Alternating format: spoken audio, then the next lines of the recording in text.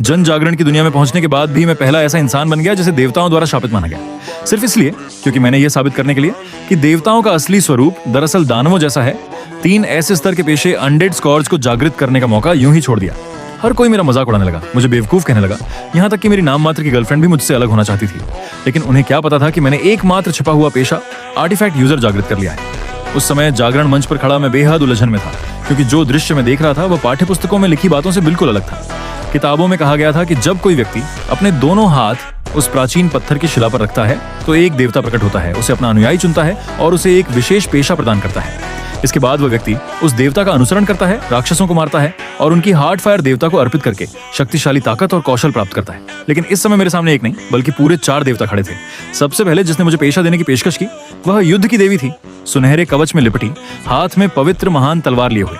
वह घमंड भरी नजरों से मुझे नीचे देखते हुए बोली, जागृत होने वाले, मैंने तुम्हारी मेहनत और श्रद्धा को महसूस किया है। मेरा अनुसरण करो और मैं तुम्हें योद्धा का गौरव प्रदान करूंगी।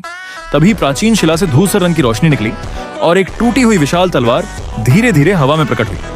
वह तलवार सबसे निम्न स्तर के पेशे डी ग्रेड वॉरियर का प्रतीक थी। ये देखते ही पूरा जागरण समारोह हंगामे और ठहाकों से गूंज उठा।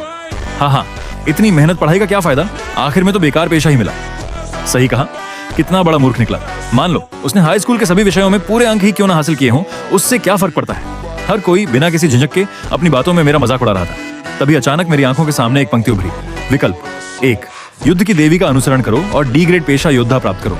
मूल कौशल, लगातार प्रहार, भेदनवार, प्रतिभा कौशल 5। मैं अनायास ही अपनी आंखें सिकोड़कर देखने लगा। यह सचमुच मजाक था। ये घमंडी युद्ध देवी ऊपर से मेरी श्रद्धा और मेहनत की तारीफ कर रही थी, लेकिन बदले में मुझे सिर्फ एक निम्न स्तर का चारा बनने वाला पेशा दे रही थी। मैंने बिना जरा भी हिचकिचाए सिर हिला दिया और अपनी नजर बगल में खड़े दूसरे देवता की ओर मोड़ दी। वह देवता काले चोगे में छिपा हुआ था और उसके पूरे अस्तित्व से घनी हत्या की भावना निकल रही थी। जब उसने देखा कि मैंने युद्ध देवी को ठुकरा दिया है तो वह मानो भीतर ही भीतर प्रसन्न हो उठा। उसने मेरी ओर हाथ बढ़ाते हुए कहा, बुद्धिमानी भरा चुनाव, जागृत होने वाले, हमारा अनुसरण करो और शून्य को चीरने वाली धार बन जाओ। अगले ही पल एक काली चमक कौंधी और एक काली तलवार मेरी गर्दन पर आ टिकी। विकल्प 2, शून्य आत्मा का सेवक बनो और एस ग्रेड पेशा शैडो असैसिन प्राप्त करो। मूल कौशल, वॉइड इरेज, शैडो स्टेप। प्रतिभा कौशल, शैडो असैसिनेशन। उसी समय प्राचीन शिला से फिर एक चमकदार बैंगनी प्रकाश फूटा और शून्य को चीरती हुई एक और तेज धार प्रकट हुई। उस रहस्यमयी काली तलवार ने तुरंत पहले वाली धूसर टूटी हुई विशाल तलवार को ढंक लिया। जो भीड़ अभी कुछ पल पहले शोर मचा रही थी वह अचानक पूरी तरह शांत हो गई। हर कोई इस दृश्य से स्तब्ध था। अंततः किसी ने धीमी आवाज में कहा, एक और पेशे का टोटेम कैसे प्रकट हो गया?